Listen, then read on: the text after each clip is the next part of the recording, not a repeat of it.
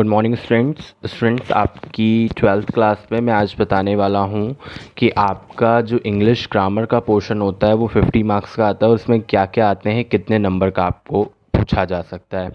ठीक है स्टूडेंट्स, आप लोगों ने चैनल को सब्सक्राइब कर दिया होगा। अगर अभी तक चैनल को सब्सक्राइब नहीं किया है तो प्लीज़ सब्सक्राइब कर दीजिए और बेल आइकन ज़रूर दबा दीजिएगा, जिससे कि मेरी सारी वीडियोस आप तक आसानी से पहुंच सके। और अगर वीडियो अच्छी लगे तो प्लीज़ लाइक करिए। क्लास 12 अभी तक हम लोग लिटरेचर पोर्शन पढ़ रहे थे, अब हम ग्रामर पोर्शन पढ़ेंगे। मेरा नाम सूरज तिवारी, मैं आपको बताने जा रहा हूँ हमारा जो न्यू सिलेबस है उसमें कितने नंबर्स का क्या क्या पूछा जा सकता है। देखिए, क्वेश्चन पेपर में जो 9 नंबर होगा उसका पहला टॉपिक होगा नरेशन। नरेशन में 2 नंबर का पूछा जाएगा, जिसमें आपके डायरेक्ट इनडायरेक्ट 2 क्वेश्चन दिए रहेंगे और दोनों क्वेश्चन में से आपको एक आंसर देना पड़ेगा। ठीक है, मतलब एक क्वेश्चन करना पड़ेगा, दोनों में से कोई भी एक आप कर सकते हो जो आपको आए। फिर क्वेश्चन नंबर 9 का बी पार्ट सिंथेसिस होता है। सिंथेसिस मैं आपको पढ़ाऊँगा और इसमें भी आपके 2 क्वेश्चन दिए रहेंगे, आपको एक चूज़ करना होगा। जो भी आपको करने का मन हो उसमें एक क्वेश्चन आपको करना पड़ेगा। देन आफ्टर सी पार्ट इसका ट्रांसफॉर्मेशन ऑफ सेंटेंस होगा। ट्रांसफॉर्मेशन ऑफ सेंटेंस में भी 2 क्वेश्चन दिए रहेंगे, आपको एक क्वेश्चन अपनी मर्जी से चूज़ करके लिखना होगा। देन आफ्टर 9 क्वेश्चन का डी पार्ट में सिंटैक्स दिया रहेगा, जिसमें 4 क्वेश्चन दिए रहेंगे। 4 क्वेश्चंस में से आपको 2 क्वेश्चंस करने होंगे। ठीक है बच्चों। देन आफ्टर आपका क्वेश्चन नंबर 10 में आ जाते हैं हम लोग, idem and phrase. So idioms and phrase में दिया रहेगा आपका, देखिए इसमें 5 क्वेश्चन रहेंगे और आपको 3 आंसर देने होंगे। मतलब आइडम और फ्रेज लिखे रहेंगे, आपको 5 क्वेश्चन ऑप्शन में दिए रहेंगे, आपको कोई 3 करने होंगे, आपको 3 के आंसर देने होंगे। इसी तरह क्वेश्चन नंबर 10 के बी में एंटोनिम्स क्वेश्चन 3 दिए रहेंगे और आपको तीनों के आंसर देने होंगे।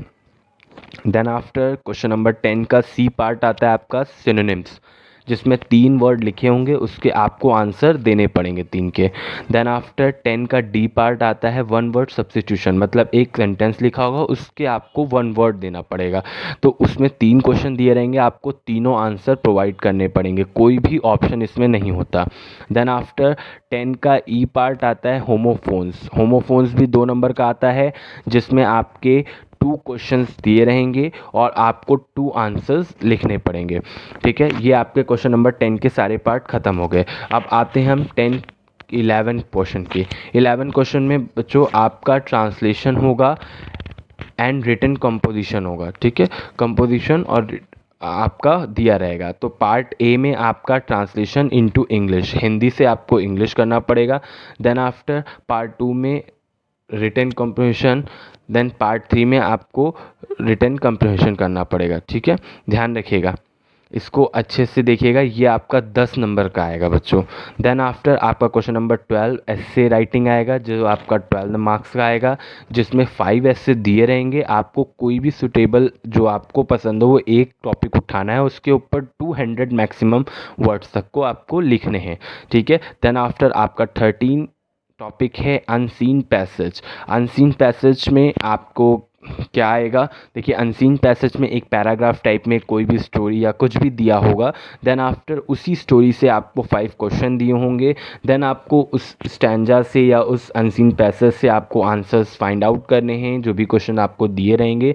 देन आफ्टर आपको उसके लिखने होंगे। सो हमारे सारे क्वेश्चंस कि जितने मार्क्स के आ सकते हैं आपके पेपर में ग्रामर के सेक्शन में, तो मैंने आपको बता दिया है, जिसमें से टोटल सबको ऐड करेंगे हम तो 50 आ जाएगा। और इस तरह हम अपने ग्रामर पोर्शन को डिवाइड करेंगे। बच्चों मैं एक एक करके आपको पढ़ाऊंगा, ध्यान रखिएगा। आप लोग अपने ग्रामर के नोट्स बहुत अच्छे से बनाते रहिएगा, जिससे कि आपको दिक्कत ना हो। Okay students, thank you.